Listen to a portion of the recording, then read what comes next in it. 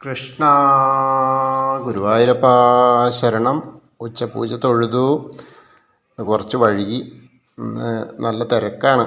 അപ്പോൾ നാളെ പൊന്നുണ്ണിക്കണ്ണൻ്റെ പിറന്നാളല്ലേ, അപ്പോൾ അതിൻ്റെ തിരക്കുകളൊക്കെയാണ്. അപ്പോൾ ഇന്ന് ഉച്ചപൂജ ഉണ്ടായത് മേൽശാന്തിയാണ്. കളഭാലങ്കാരം പഴയ നന്തോദിക്കനാണ്.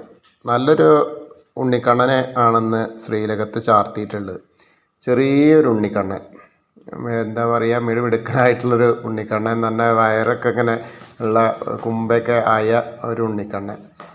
എന്താ രസം എന്നറിയോ, അത് കാഴ്ചയ്ക്ക് ഇങ്ങനെ നാളെ ഇപ്പോൾ പൊന്നുണ്ണിക്കണ്ണൻ്റെ പിറന്നാൾ എന്നുള്ള ആ ഒരു ഇതിൽ നന്നായിട്ട് ചാർത്തിയിട്ടുണ്ട് കേട്ടോ.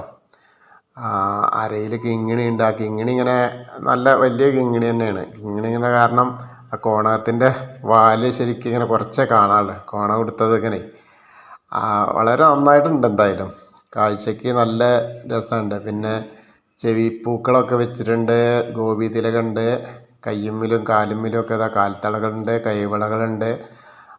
നല്ലൊരു 2 മാല ഉണ്ട്, സ്വർണ്ണമാലകൾ തന്നെ. പിന്നെ അത് കൂടാതെ നല്ല ഒരു എന്താ പറയുക, താമരമാല ഉണ്ട്, താമരയും തുളസിയും കൂടി ചേർത്തത്. പിന്നെ അത് നല്ല വലിയ ഒരു താമരമാലയാണ്. ഒരു വലത്തെ കയ്യിലൊരു താമരപ്പൂവും പിടിച്ചിട്ടുണ്ട്. എനിക്ക് തോന്നണതേ ആരോ കൊടുത്തതാണ് തോന്നുന്നു. അതോ ഇനി ആർക്കെങ്കിലും കൊടുക്കാൻ നിൽക്കുകയെന്നറിയില്ല.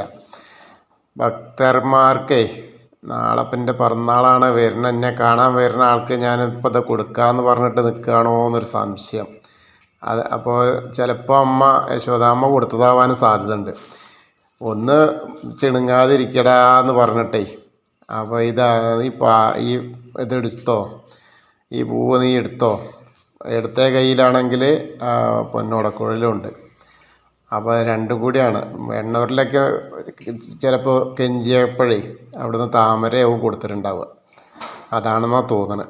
എന്തായാലും നന്നായിട്ടുണ്ട്. ഇന്ന് നല്ല രസമായിട്ടാണ് ചാർത്തിയിട്ടുള്ളതും. ഒരു കുഞ്ഞ് ഉണ്ണിക്കണ്ണനാണ്. കുഞ്ഞ് കുട്ടികളുടെ ഒരു പ്രസരിപ്പൊക്കെ ഉണ്ടല്ലോ, ആ ഒരു പുഞ്ചിരിയൊക്കെ, അതാണ് ഇപ്പം ഇന്ന് അവിടെ ഉള്ളത്. അതിങ്ങനെ ആ ശ്രീലകത്തെ നെയ്വിളക്കിൻ്റെ പ്രഭയിൽ ഇങ്ങനെ കാണുക വെച്ചാൽ എന്താ കൗതുകം. വളരെ രസകരമായ രസമാണ്. കിരീടമൊക്കെ വെച്ചിട്ടുള്ള ആ പൊന്നുണ്ണിക്കണ്ണനാണ്. അപ്പോൾ എന്തായാലും എല്ലാവരും നാളെ ഗുരുവായൂരപ്പൻ്റെ ആ പൊന്നുണ്ണിക്കണ്ണൻ്റെ പിറന്നാൾ കൂടാൻ വരിക. ഇന്നിപ്പോൾ നമ്മളിപ്പോൾ ഗുരുവായൂർ അമ്പലത്തിലേക്ക് എത്തുകയാണ്.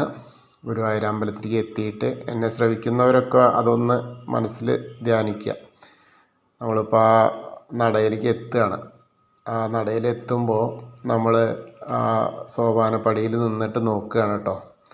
അകത്തേക്ക് നോക്കുമ്പോൾ ആ ചെറിയ പൊന്നുണ്ണിക്കണ്ണൻ, നല്ല ശ്രീത്തുള്ളൊരു പൊന്നുണ്ണിക്കണ്ണനാണ് കാണുന്നത്. നല്ല ഐശ്വര്യത്ത പൊന്നുണ്ണിക്കണ്ണനെ ഇങ്ങനെ കാണുകയാണ് നമ്മൾ.